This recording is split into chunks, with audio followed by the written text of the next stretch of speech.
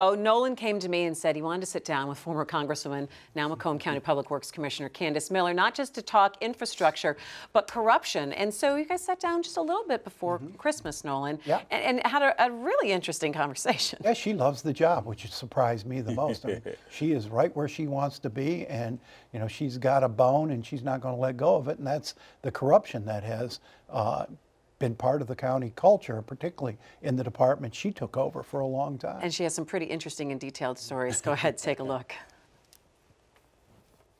Candice Miller, in early 2016, announced that you were retiring from Congress. You surprised a lot of people. You had represented Macomb and St. Clair counties in the Congress for a long time, for 14 years. Right. And you announced you're giving it up voluntarily and coming back home. But your intent was never to come back home and sit in a rocking chair. You had a mission. I did. I figured I had one more dance in me, so I wanted to do something right here in Macomb County. And that something was cleaning up the county, and not just environmentally. You had long been aware of corruption in the Public Works Department, in the folks that ran it, and it was your mission when you came back home to clean it up. Well, talking about cleaning it up, actually my slogan when I ran for this job was clean water, clean government. I thought that sort of said it all. And people in Macomb County knew what you were talking about. They knew what I was talking about. They sure did, because when you think about the water with beach closures and different kinds of sewage problems that we've had over the years, they knew all about that. It wasn't just a talking point. We live it. We've lived with it, and we're doing a lot now to clean that up. And then in regards to clean government, I mean, the kinds of things that happened here at the Public Works Office as far as pay to play were pretty much talked about openly. People knew it. For you decades. knew it. We all knew it. We all knew it was going on. It was always amazing that the FBI wasn't looking at some of these things earlier. So I'm delighted that they are now. I can't speak highly enough of the job that the FBI and the federal government is doing of investigating corruption in Macomb County, because unfortunately, they paint us all with the same broad brush, like everybody in Macomb County is corrupt. Right. That's not true at all. It was an anomaly here. What sort of things did you find when you walked in the doors here after defeating your predecessor, Anthony Morocco, who had been here 24 years? Yeah, he was here for 24 years. You know, this is just a county job in Macomb County. The campaign was a $4 million campaign. That ought to tell you something, right? I mean, that's more than what you spend running for Congress. So there was some reason that people were spending that kind of money here. But anyway, I just said some of the things that I found is when an engineering firm tells you that they were forced to pay $10,000 to be able to have a contract with the Macomb County Public Works Commission, Department of Public Works, and Macomb Township, or Macomb Township, where Dino Bucci, who was the chief political operative here for 24 years, is also a trustee and has just recently had a 18 federal count indictment. And he was Morocco's #2 here for all practical purposes. How long did he last after you got sworn in? About 15 minutes after I walked through the door. I literally, that was the very first thing that I did when I finally got the keys, because there was no transition. They were all told not to talk to us. And of course, we had the interceptor collapse going on and all this. Anyway, the day I got the keys, I showed up here and he was standing there. I said, "Are you Dino Bucci?" Because I don't think I'd ever met him before. I said, "Come on down. You're my first order of business, bud." Boom. So you got rid of him.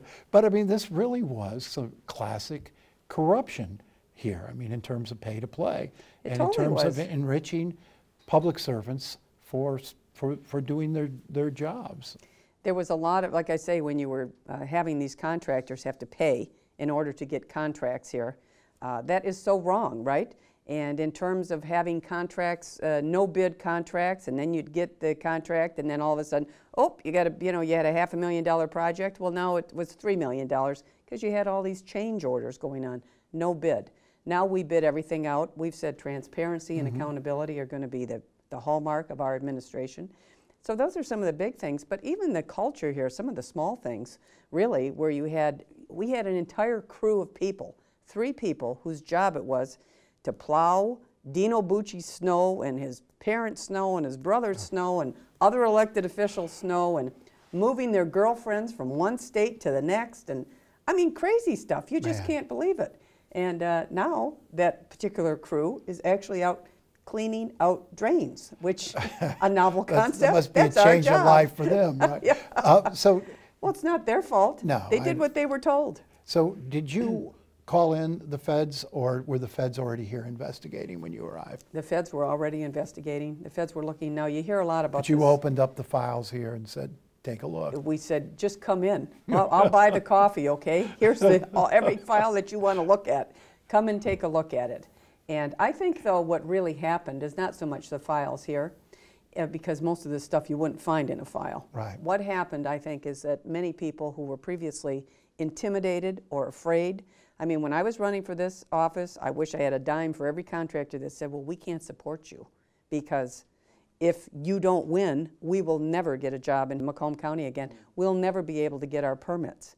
The first day that I walked in here was this huge conference table, and after I let Bucci go, I asked some of the guys down the hall, I said, would you come in here and take this conference table out of here? And they said, well, it's a beautiful conference table. You don't want to use it? I said, no, we're going to sell it on eBay or something, because if I had a dime for every contractor that told me they'd walk in to his office and say, here's your permits on this end of the conference table, and here's all the fundraising tickets on the other.